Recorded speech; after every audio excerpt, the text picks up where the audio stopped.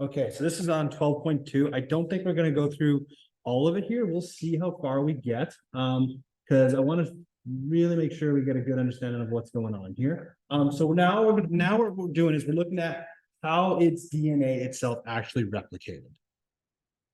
That's the primary goal today, is how do we actually do it? We know why it's important. We know it happens. We know how the cells do it, but how does it actually happen?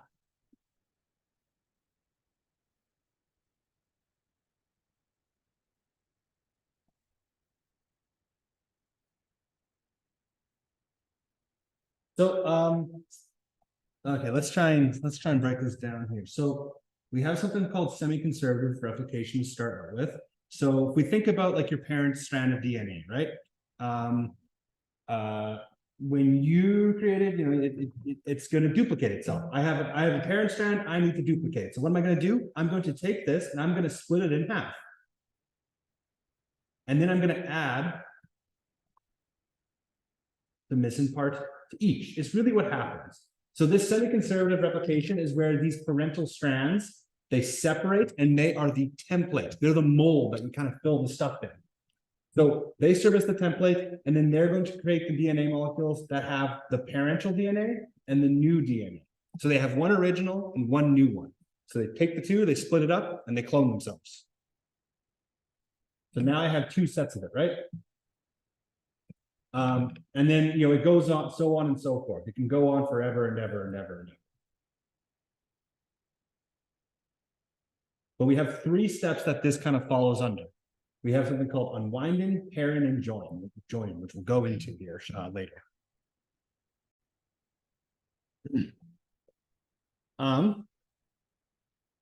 So again, this is just that enlarged picture here, but one parent strand gets combined with a new one, and so on and so forth. The cycle just keeps going and going and going and going. So we're going to go through these three phases. So the first phase is unwinding. So this is phase one. So in unwinding, this DNA, the helicase, which is an enzyme, is going to unwind the helix. Because remember, right now it's all twisted up. I need to unwind it.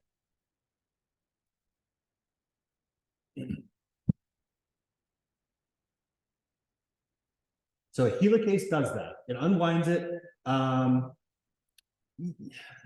It breaks the hydrogen bonds. That's not important to really know. You just need to know that helicase is what unwinds it. So now we have these proteins. So I've unwinded it. Now I have this, right? Now I have my runs of my ladder. So these proteins keep these DNA separate during the replication. And we're going to introduce a few things. And I will show you what this looks like later.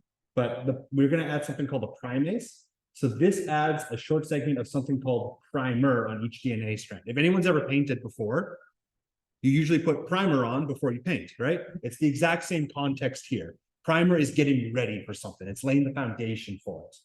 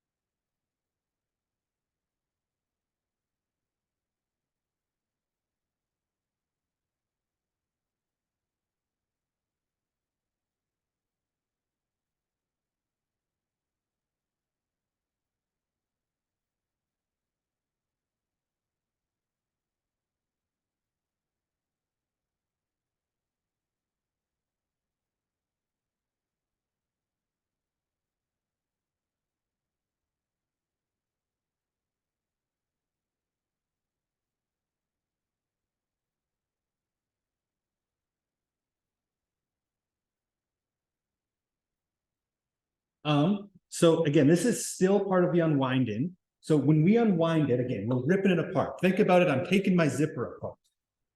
When you do that, it's going up and down, right?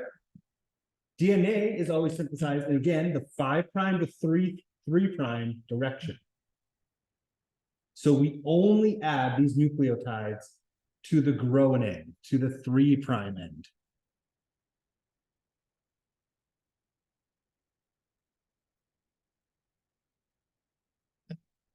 So I'm just going to zoom in on something. I just wanted to check the thing again.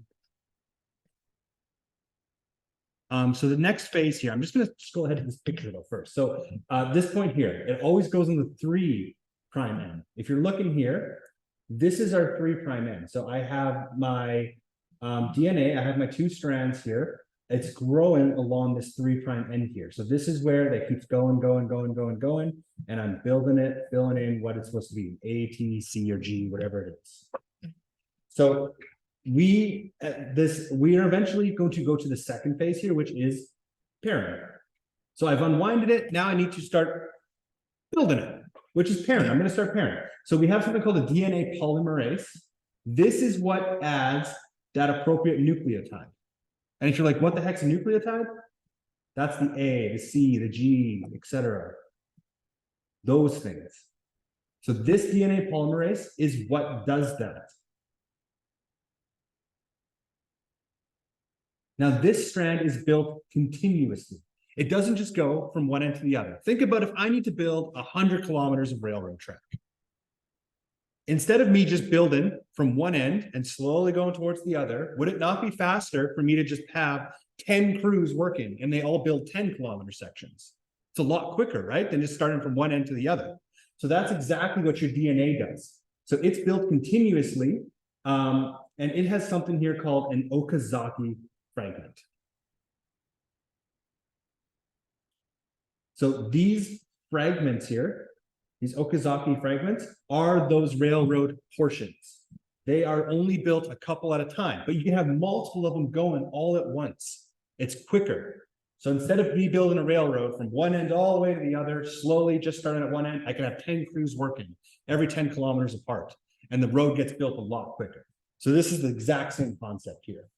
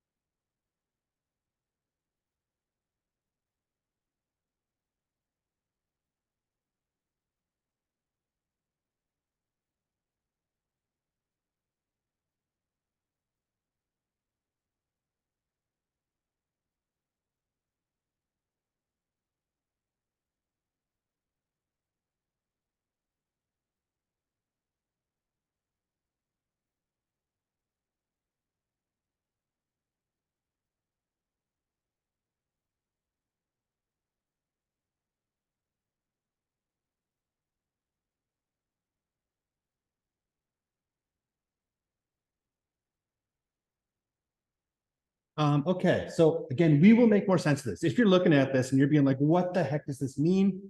Don't worry. It's like that at first. We will go through it.